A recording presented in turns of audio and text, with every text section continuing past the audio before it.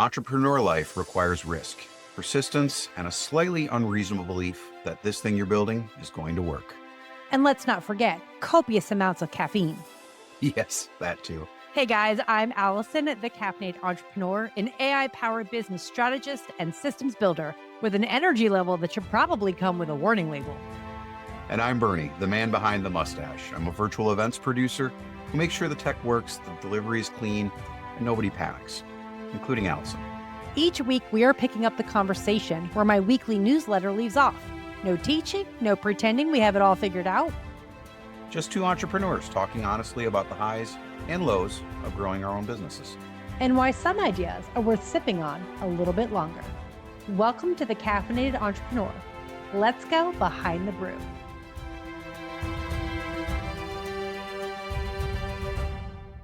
Hey guys, grab your favorite caffeinated beverage and join us as we go behind the brew of issue number 15. I made more money and still felt broke. Here's what I missed. Hey Bernie, how are you doing today? Hey, Allison, I am quite well today. How are you? I am doing well. So I want to know, what mug So are you drinking out of today? today I have my Alaska mug. So I spent a little bit of time as a learning consultant and did some work with Hertz Rent a Car. I was going around and training all of their new hires how to rent out and upsell cars. And so I got to go to Alaska. Got to spend a little time in Aspen. It was really cool. How fun is that? Cold. I Cool. wouldn't go, but Yeah, it but was really so cool. that's cool because my mug today is also from my travels. This was on one of our road trips, actually the road trip where we decided to move to Texas. We got this in one of those little like off the side, like trading post whatevers. And you're like, oh, is it like authentic Navajo clay, whatever, like hand painted because it looks like it? And then you get to the bottom, you're like, made in In Taiwan. China. But I still bought it because it still looks cool. And it's Yeah, the memory, that's right. That's though right. it's definitely not authentic. But it's a very nice mug nonetheless. Thank you much. So let's dive into today's episode because personally, I feel like the sentence, I am making more money and yet I still feel broke, is probably the most frustrating feeling I have ever had as a business owner. And I know that I'm not the only one that's hit a revenue milestone and then like felt like my bank account didn't get the memo, right? So in your business, Bernie, are you naturally a spender? Or are you a saver when it Ooh. comes to your business? And tell me that I'm not alone in this feeling. No, you are not alone. I definitely feel like I am the spender. Over time, I have definitely become more aware of those spending habits, which was, certainly eye-opening. And, as a result of becoming more aware of the spending, I was able to start paying myself more. But there was definitely a time in the business where I was absolutely paying more for services and outsourcing things and not paying myself. And that was a very stressful time.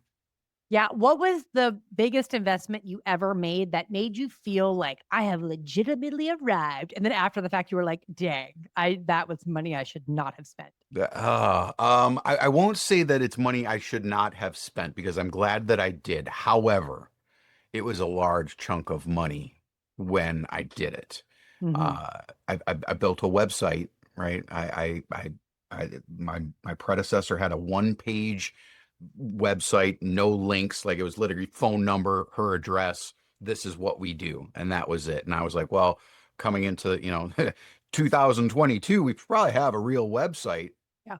and we paid a lot of money for it. I'm very happy with the website, but the timing of it was not good for the business. It took a lot of a lot of cash out of the business to do that, and that hurt. Yeah.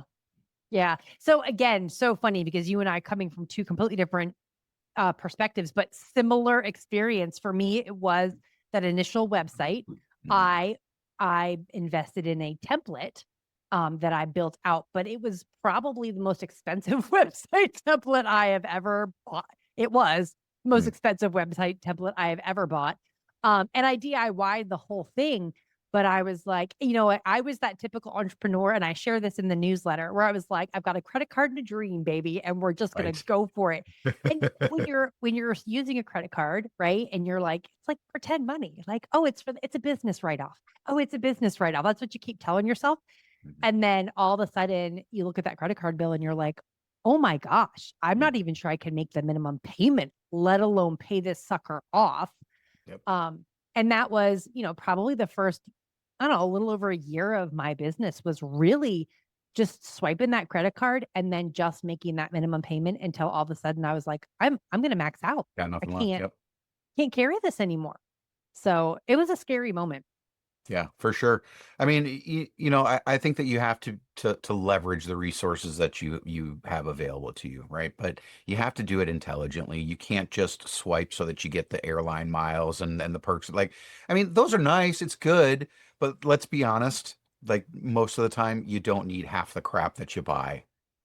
You don't. So this is you're bringing up a great point because literally, y'all, before we started recording, I was complaining that it's all Bernie's fault. I'm gonna have to buy a new microphone because when I edit these episodes, Bernie's audio is so good and mine sounds like I'm talking with a pinched nose. And so I'm like, oh, Bernie, I don't hear that when it's just me, but when it's you and me, I can hear it, right?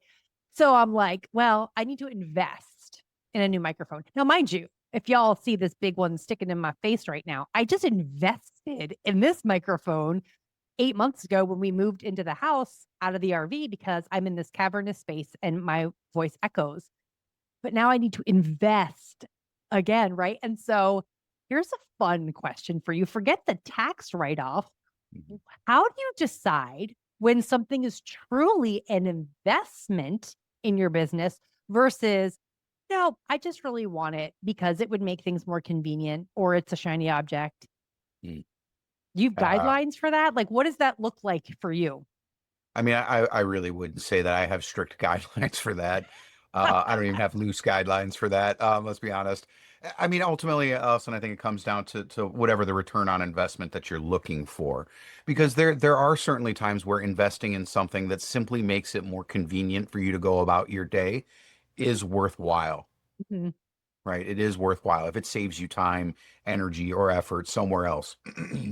But I think more often than not, and I think I said this to you a couple of weeks ago, um, necessity is not the mother of all invention.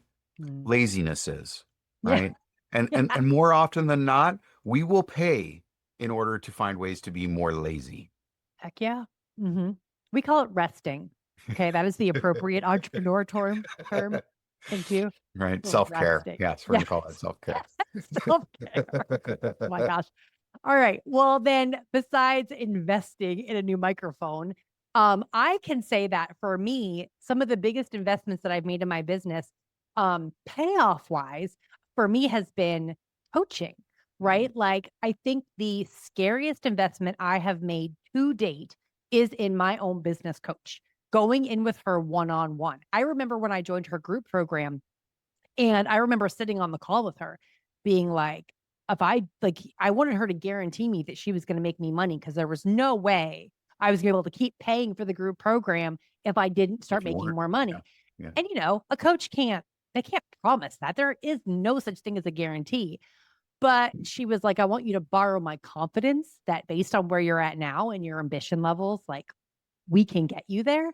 And I did. I totally borrowed her confidence. I invested in the coaching and boom, 6 months later, I had quadrupled my revenue, right? Mhm. Fantastic. It sounds like that Cinderella story, right? You're like, oh, Yep. and guess what? I paid off my credit card. And I remember posting on LinkedIn. I remember waking up in the morning and seeing Wells Fargo had sent me like a congratulations. You've achieved a zero balance. And like they were celebrating me with confetti. And I screenshot it and I posted on LinkedIn. And I was like, you don't even know how many sleepless nights I've had over this freaking credit card balance. Mhm. Okay, that was a year and a half ago. I would love to pretend like that credit card balance never went back up, right? But then time passes and I invested again and I upgraded from my coach's program to her one on one services. And I remember just this past October, so we're not talking about 6 months ago, I was near max out on my credit card and my husband was giving me the side eye, right? And I remember sitting down with my coach and being like, we got to figure something out because if I don't make some money to pay down this credit card, I can't pay you. Like it's crashing. The whole thing crashes. And at the same time, my business was growing. Like that was literally, you were in my program at that point. Several people had, like, it's not like things weren't, quote, going well, Mhm.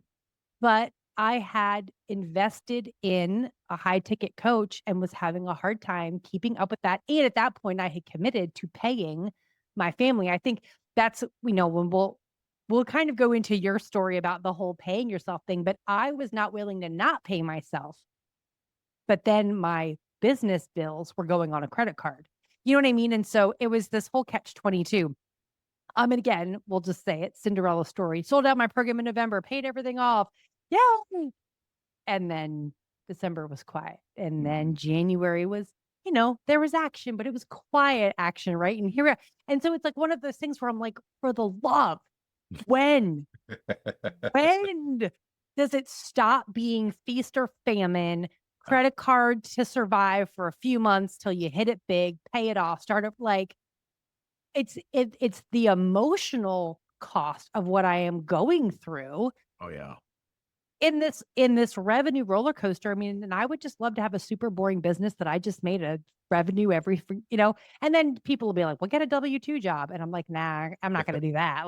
That's what I That's was just straight gonna up. say, Allison. You want that kind of certainty? You gotta go get a job. Oh, right. Right. It's all this back and forth. So, but I know so where I was insisting on paying myself, but then using my business credit card, you were kind of on the flip side. So if you want to Yeah. share with the listeners what you were doing. Yeah, I mean, I was doing some very similar things. I was not paying myself though, but I was still actually charging a lot of things to the credit card.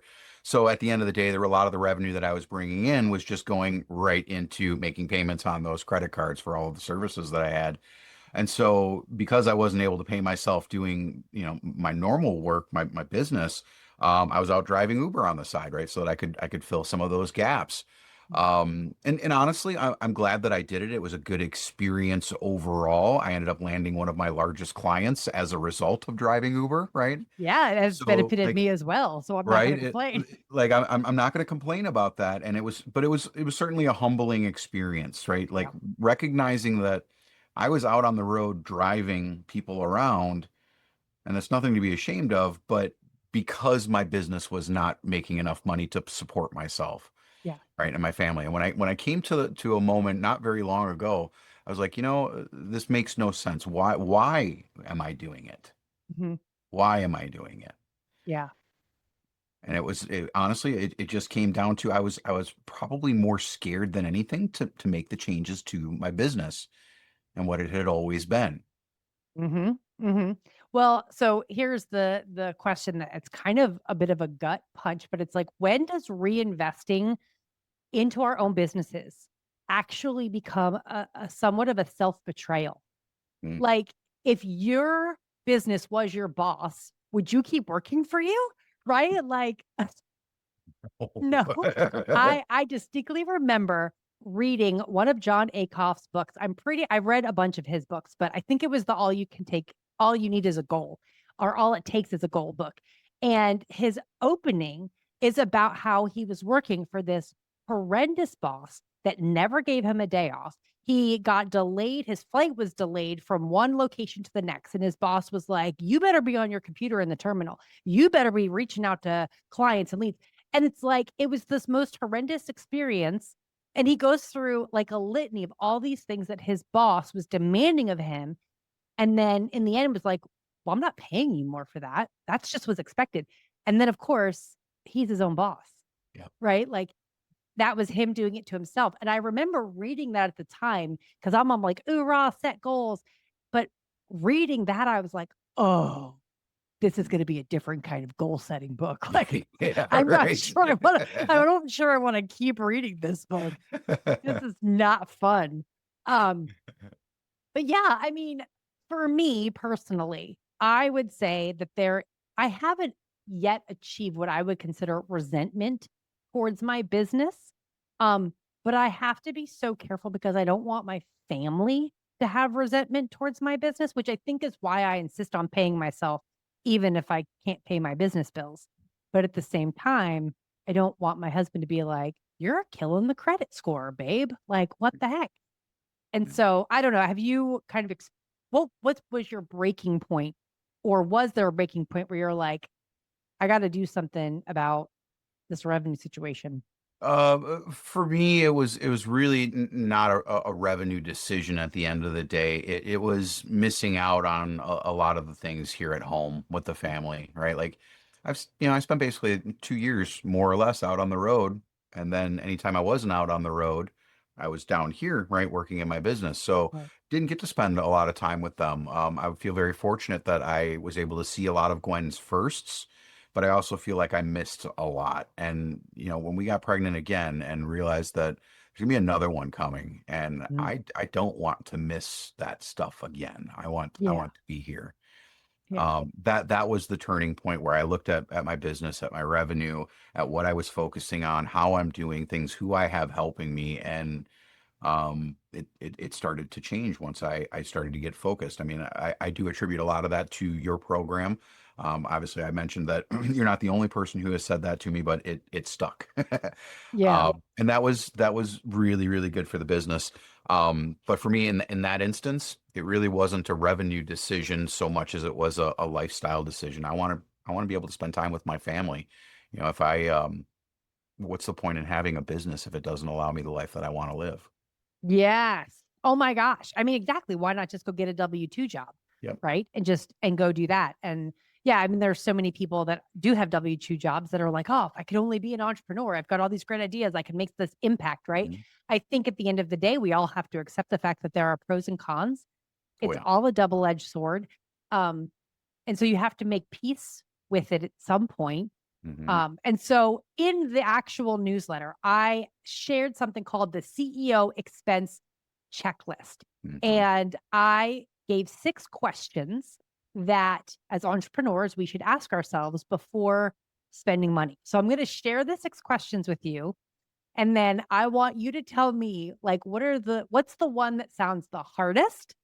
And what's maybe the one that you're like, oh, I'm doing that already or whatever. Just what are your reactions? All Okay. right. Okay. So the first question is, will this directly make me money or save me time? Yeah, I think that that's a pretty easy yes or no, right? Yeah. Yeah. I think that one's pretty simple, pretty Yeah. straightforward. Number two is, am I solving a real problem or am I avoiding a tough decision? Mm.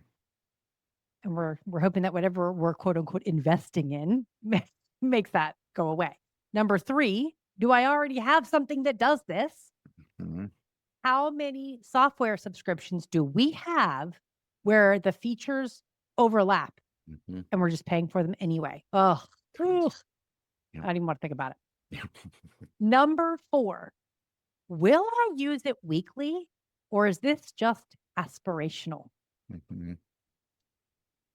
That one's hard for Mhm. me personally because there are things like the monitor right behind this screen that I'm looking at right now that I was like, "Oh, I'm gonna do all my Hot Take Tuesday videos. No, I'm gonna," and I did them for like 8 weeks, and then that monitor's been sitting there staring at me.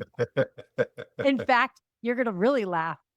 I don't know if you've ever seen these little Jesus dolls, but they're like this whole thing, like take Jesus with you. Someone gave one of those dolls to my kids at church, and they literally put the Jesus doll sitting on the projector monitor. So he's like staring at me over my camera, like, you're not using this. Add insult to injury. What the heck, Right. kid? Got Thanks, Jesus, child. Jesus staring down on you all day Like long. all the time. Um, Number five, how will I measure the ROI on this Mm. investment? And then number six, am I buying out of clarity or FOMO or stress? So, do you remember all of those now that I've talked in between them? Yeah, I mean, thankfully, we have notes here too. it's Because I wouldn't our otherwise. it's our cheater guys. You can't see it, but we're both looking at notes right now. Well, I'll be honest with you. I think that the first one, like we said, that one is pretty direct. It's pretty simple. I think the second one, am I solving a real problem or avoiding a tough decision, is one of those things where are you actually being honest with yourself, Yeah.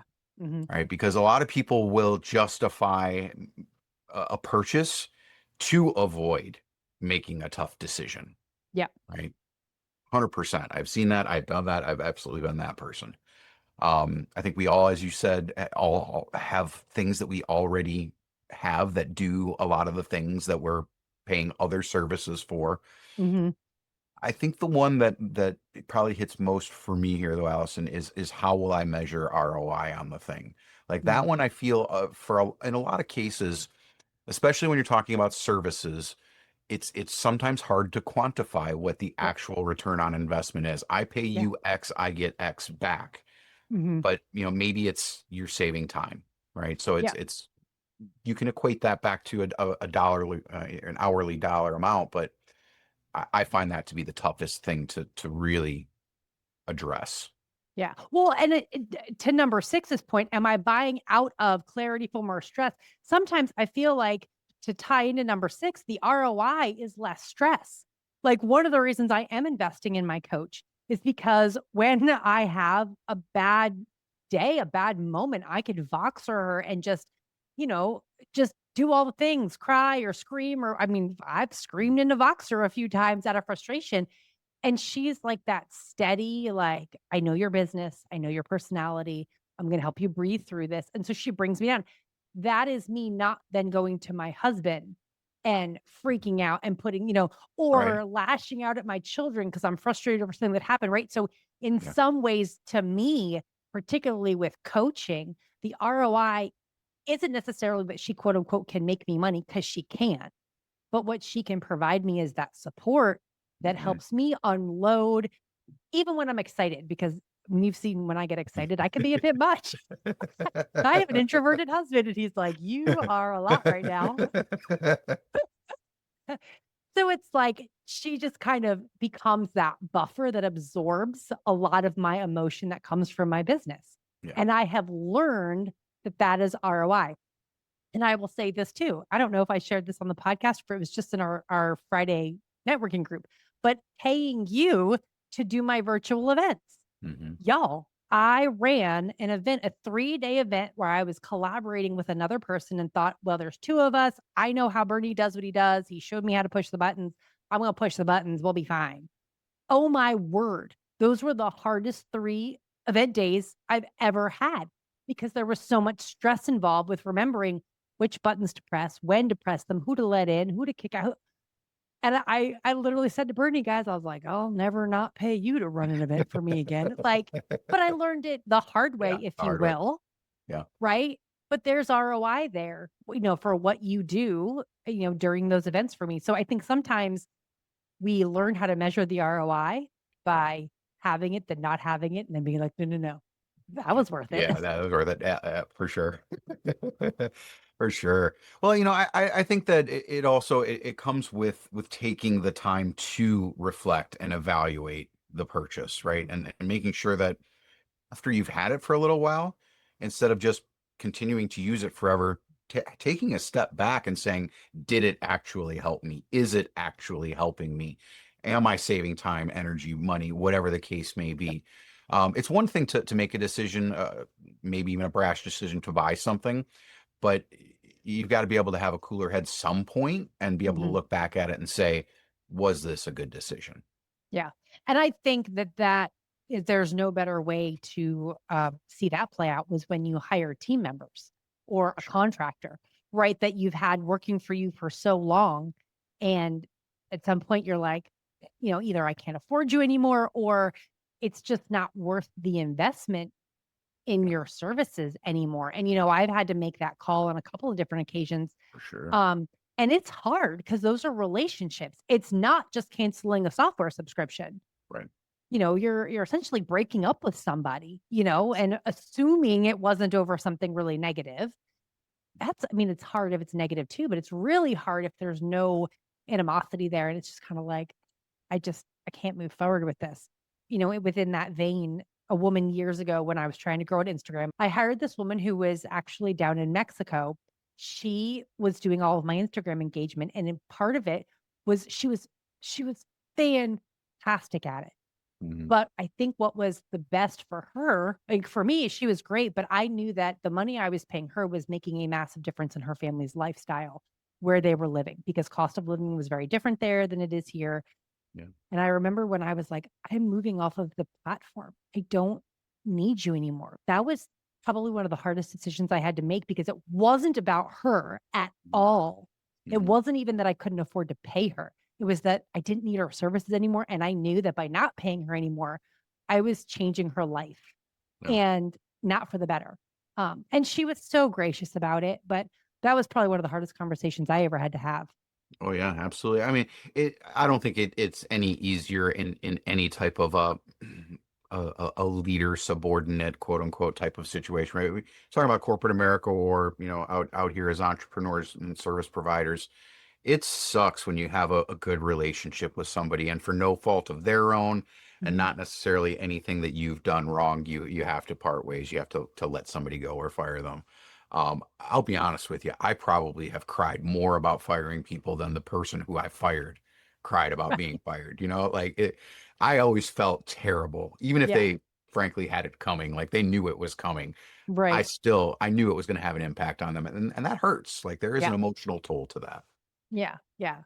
So all right, guys, as we land the plane on this one, kind of on an emotional note there, I think we can say that we've pulled back the curtain on something that nobody wants to admit.